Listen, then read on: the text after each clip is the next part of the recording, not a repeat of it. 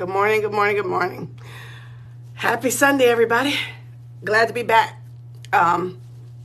Last week we got in to the church late. You know, everybody had the holiday, the itis carried over until Sunday. So we're thanking God for everybody that made it through 2 weeks, because if you hear, you made it through another night. So we're thanking God once again for not making our bed our cooling board, not making our last night our last night. We thank him for the family circle not being broken. We continue to lift people up in prayer. COVID is still around, so it's really not going anywhere, but it's still around. And for those that are suffering from it or have it, just be careful, stay hydrated, do whatever you're supposed to do, and get your boosters if you haven't gotten your boosters.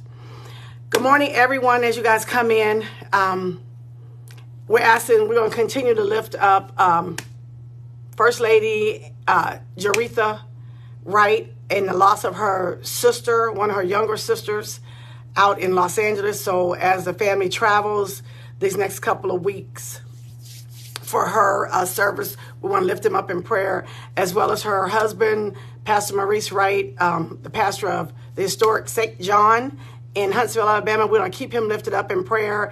He got his own struggles that he's going through, and he's just trying to, be there to support his wife. So we want to keep them lifted up. Also, the family of Stacy Lampkins Moyer, we want to keep them lifted up in prayer. They're still, she's still in the land of the living, so until God has the last say. All those that are in bereavement this morning, we are praying for you. Also, I want to send a special shout out to the family of Tony J. Hillian, Mr. E. Spencer. He had a street named after him. So those that don't know, Tony was a young man on fire. He loved his city of East Spencer, North Carolina.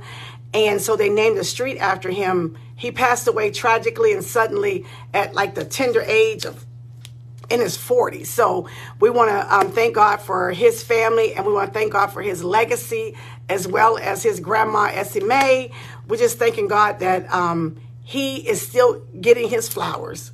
And so all those that came out to support, and we've been praying for all those that stood against it. But anyway, but God. So he saw to it that it was going to happen. So I'm going to go ahead and get started, and I apologize as I'm wiping. This room is hot. So today, and go ahead and share this, wake your folks up, because this is for everybody. Today, my subject is called, the title is, Are You a Code Switcher? That's the question. Are you a code switcher? So put code switching in the chat if you can. Now, this term might be new to some of you, but just in case you've never heard of code switching, let me help you out.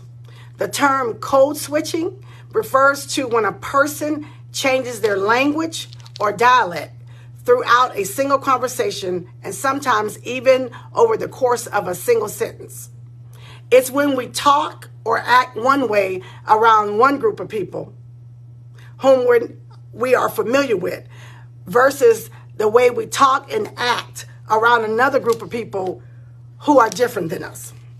In other words, code switching involves adjusting one's style of speech, appearance, behavior, and expression in ways that will optimize the comfort of others in exchange for, listen to this, fair treatment, quality service, and employment opportunities.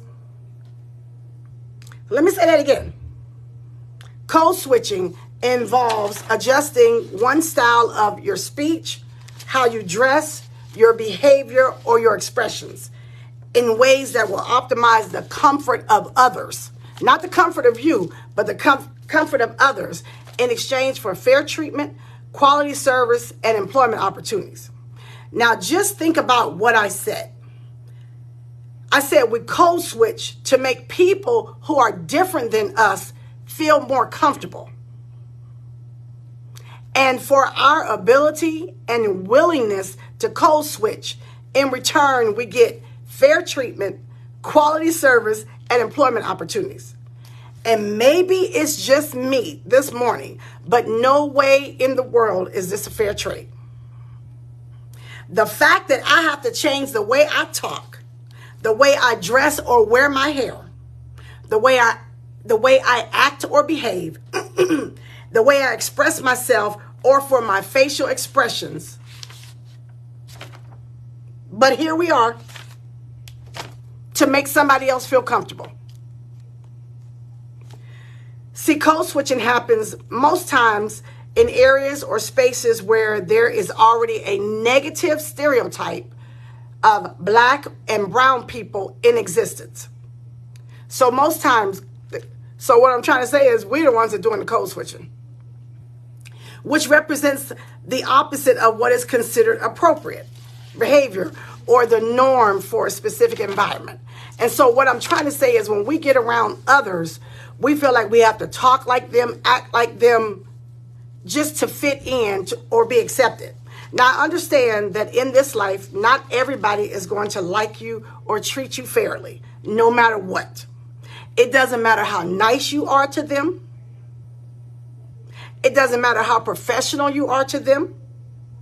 It doesn't matter how much you smile at them or how much you try to talk like them. But one thing I know for sure, once you treat me unfairly, or I see you treat somebody who looks like you better than you treat me, best believe that's the last dime, nickel, or penny you will ever get from me. That's the last time I'll be in your place of business. That's the last time you're going to see me. See, I refuse to spend my hard-earned money or my precious time in a place where customer service is nasty and rude.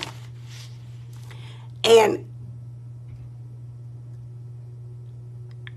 as many of you know, customer service is in the dumpster. It's the bottom of the barrel. And I don't know where we went wrong. I'm off script, but I don't know where we went wrong with customer service. Now, I don't necessarily believe that the customer is always right, because we have some people out there that are just plain old nasty, mad. They mad at the world. So wherever they come, there's nothing you're going to be able to do. But customer service is in the garbage right now. People feel like they don't have to be nice to you. They don't have to speak to you when you come and spend money in their business, which puts money in their pocket. Are you kidding me? Are you kidding me? Just because you have a problem with me, regardless of your simple reason. See, I want you to keep that same energy when it comes to my money. So remember, if you have a problem with the color of my skin, then you must also have a problem with the color of my money. So my skin may look different than yours, but my money is green like yours. I get a paycheck just like you do. And if you think for 1 second I'm going to come in your place and spend my money and you're going to be nasty, you're not going to speak, especially if I speak first. And see, when that happens for me, if I'm at the register or something, I bring it to their attention, because sometimes they may not know how nasty they're being. So let me bring it to your attention. So if I say, hey, how you doing? And I don't get nothing, then I'll say, excuse me. I said, hey, how you doing? And then we'll start from there. Maybe they just didn't know, but I give them a chance to fix it. Or then I'm going to call for somebody that's above them. And I'm good for saying, even on the phone, if I feel you're being short and nasty with me, can I speak to somebody other than you? Now, you can figure out what that is. Now, I found an article that gave 5 functions or examples of why people may engage in code switching. The first one is that code switching allows for privacy. For example, when a person wants to tell somebody else something that speaks their native language, they can choose to use their own language so others won't know what they're saying, or they can just say it in English. And this seems to bother the others when you hear someone speak in their native language, because there's a lot of Hispanic Latinos in this country, and they're bilingual, which I wish we were bilingual. I wish they forced another language on us, but they didn't. But anyway, so they're bilingual. So how you mad at them because they want to say something? They're not necessarily talking about you. They want to say something to their friend, and they don't want you to know what they're talking about because you in their mouth. Okay, another example of code switching can happen naturally, meaning they may even switch languages during a sentence or conversation without even realizing it's happening. The third example of a need to code switch is to help a person find the right word or words. So this happens when English is your second language, but you still have problems finding the right word. So you'll just revert back to your native language to get it out. Maybe somebody around you bit of help. This next example I found very interesting, and that was code switching exists within a power dynamic. This means the in-group appears to be more important or more powerful than the out-group. So you can figure out which group you're in which a person speaking is a part of. So if you're a part of the in-group, you expect everybody to follow your lead. When your lead, you could be leading them right down a path of destruction. An example is how in this country, groups that are considered marginalized felt the need to adopt the accents, dialects, and languages of the dominant group. And that was back then. But now, we're not doing that.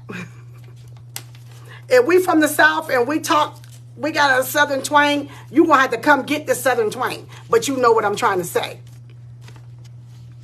By doing this, it helps the out-group achieve some semblance of being equal. Even though you and everybody on this live know they still don't consider you a part of them. I don't care how much, I don't care how you change, how you act, how you dress, how you do your hair, how. But the last example of code switching is the one I think causes most people to switch. And that is code switching increases solidarity.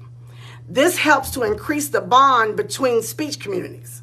Now, I know all of you know someone who has left your hometown or community, and they quite possibly made it big in another city with a totally different group of people who are different than them. So before they come back home, they have been assimilating within the particular area of their life. So they've been doing as the others do, because that's where they're at right now. But the minute they return back home, they automatically revert back to how people speak in their community. And I know for me, that's what I do. When I go back down south and I get with my cousins in Rock Hill, you would think I never left and never lived up north. See, I know, now look, I'm sure some of you have engaged in code switching before. I know I have, even though I didn't know what I was doing had a name to it. So I've been a nurse for like 32 years. So back then, there wasn't a lot of us, there wasn't a lot of black RNs. So I know I had to code switch in order to take care of these patients and have these supervisors off my back. But the older I have become, I'm done with that. I'm done with that. Because I think by now, people who are familiar with me from all walks of life, and I'm in rooms that y'all can't believe, but they know me. So they know me well enough to feel comfortable with my speech, my behavior, the way I dress, and my facial expressions. And let me say this. If by now they, whoever they are not comfortable with me, then it's their problem and not mine. Because I'm no longer code switching to make you feel comfortable. You going to feel comfortable or you not, but you still going to deal with me. Especially since they don't feel a need to code switch for my comfort level. So how is it not a two-way street? Are not relationships a two-way street? So I got to do all the work to make you feel comfortable and safe or whatever around me, but you don't have to do nothing. Boy, bye. Okay, but let's switch gears for a minute and talk about how we engage in code switching in the church.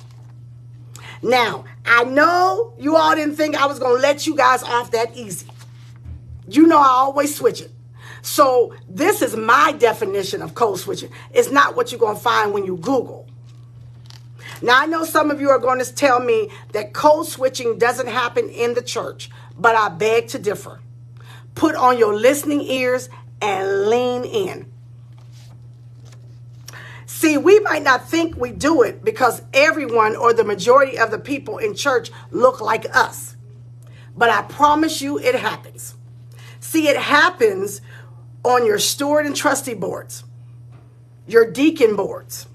It happens in your auxiliaries like stewardesses, ushers, and greeters.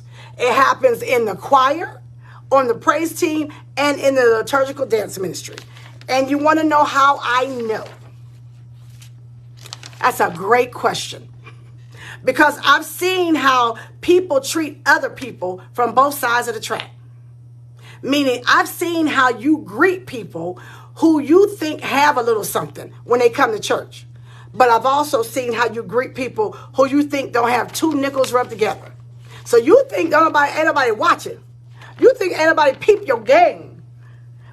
Because Mr. So-and-so comes in and you heard he's something big at the bank. You heard you heard he's a professor. And so you all treating him all nice and treating him. And then you get somebody that you saw got off the church van that might not be in a nice suit and some gaiters or something. And you disregard them. You act like you don't even see them. See, I've seen how you engage with people who you think are a big deal in the world when they come to the church, whether they're members or they come visit. You treat them like they are more important in God's house as well. Just because there's something, just because they're major out there, just because in the world they run something, they don't run nothing when they come here. They got to get in where they fit in, where they come in. We're welcoming everybody. But in this church, we're all equal. Believe it or not, we're all equal. So by the same token, I've seen how you ignore or disregard the people who come to church that you think are unimportant or not a big deal in this world. And that's sad, but that's your code switching. That's my version of code switching in the church. So that's silly for us to act like that, especially since we hate how we feel when others treat us like that. But for some reason, people come into the church, they got a little position that's on a certain board, that's in a certain clique. You think it's okay to treat people the way someone treated you. You didn't like it. It didn't feel good. It didn't feel good to you out there, but you come in here and lose your mind? Mm-hmm. See, for me at my hospital, I've been there over 20 years. I treat the janitors and housekeepers as nice as I treat other nurses and doctors. And I don't care what color you are. I will speak. Hey, how you doing? They ask me a question. I will stop what I'm doing. If they say we need somebody to come here pray, I will run and do that. Not because he has a doctor in front of his name, or not because of anything, not because they're the president or anybody, because y'all all equal. We're all equal. So what? You're the professor and he's the groundskeeper. He's doing an honest day's work and making a living. So what? So what? But if somebody treated you bad or disregarded you because you didn't have a big time job. See, some of them jobs, y'all think the big time job, they ain't making no money. I remember I used to want to be a bank teller till I found out a bank teller don't make no money. Counting all that money for somebody else, but they don't make no money. But it looked good to us because they dressed up and they spoke and So don't get it twisted, because the garbage man make more than some of them people you think making some money. So don't get it don't look down on nobody because they don't have what you think they should have, because you don't either. The bottom line is we're all human and we deserve to be treated with respect. Everybody does. Everybody. And when I say good morning, I'm speaking to everybody. When I come into the room, I don't care who's in the room. Good morning, how's everybody doing? You can't code switch in God's house. We got to do better. We can't bring that crap. We can't bring that mess out from there out into the church.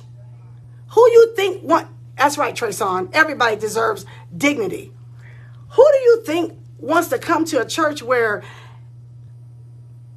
you don't feel like you matter. You feel like, oh, I can't even get on that board because look at all the people on that board. Look what they drive.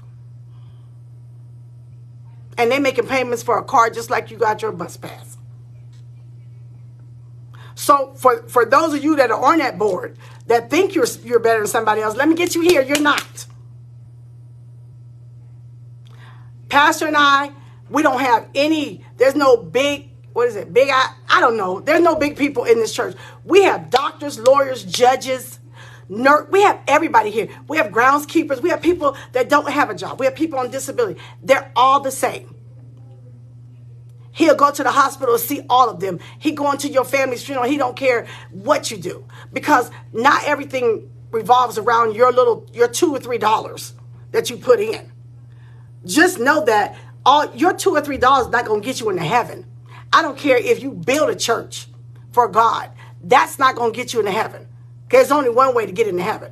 And throwing money at the altar or throwing money at God, it's all his money. How you look. You can't, if you're a greeter and you can't greet the lady with the walker as you greet the man with the 10-piece suit on, get off the greeters. If you're an usher and you go and get an offering and you roll your eyes at somebody that don't put no money in, you don't know what they have. You don't know what's in their pocket. You don't even know what's in their refrigerator. They might have just had to get on the church van because they didn't have another way, but they wanted to come to God's house. You don't know. And you don't have a right to treat anybody bad because you think that they're not somebody special. Everybody coming here is special.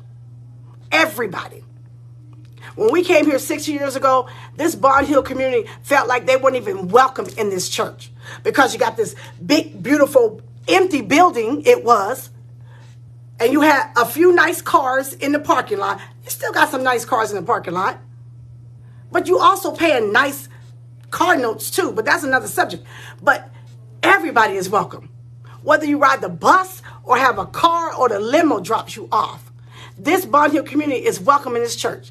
They welcome to sit anywhere they want to sit. There ain't a section for the rich folks and a section for the not rich folks. Not here. I don't know how they do it anywhere else. Gina, you feel me? When we came here 6 years ago, it was a big empty building. You could lay down on pews. Oh, but y'all had it was a big, beautiful building. And the community they felt like they weren't even allowed to come in here. They felt like people would look down on them and look at them funny if they came in. Can you believe that we treat us like that? I've been treated better when I visited the Jewish synagogue. When I went on a visit with the Jewish synagogue with Al, I've been treated better when I go to the Catholic Church. I'm not going to go off on this tangent. But be careful how you treat people because you don't know who people are. I sang in a choir 2 weeks ago. I've been in this community. I've been in this mixed choir several times. And I've directed several times. And I had a young lady say to me, oh my God, I didn't know you're first lady. Okay, but I'm just a choir member today. Because I don't have that. I don't have a tag that says I'm first lady. It doesn't matter. It doesn't matter. I'm no better than anybody else. And I'm hugging everybody. From the oldest to the youngest, the rich to the not so rich. We treat everybody like they're somebody. And listen, if there ever is a case where you're not treated well here, please come see me or come see Pastor. Because we'll put a stop to that. So like I said, if you're a greeter, you're the first person that they see when they walk in the door. If you ignore them and reach around them to try to shake somebody else's hand because the other person is dragging a mink and I barely got a jacket on, and you don't even know. Like, you don't even know how people got stuff. I had a good girlfriend tell me she had a beautiful mink. I said, ooh, girl, I wish I had that.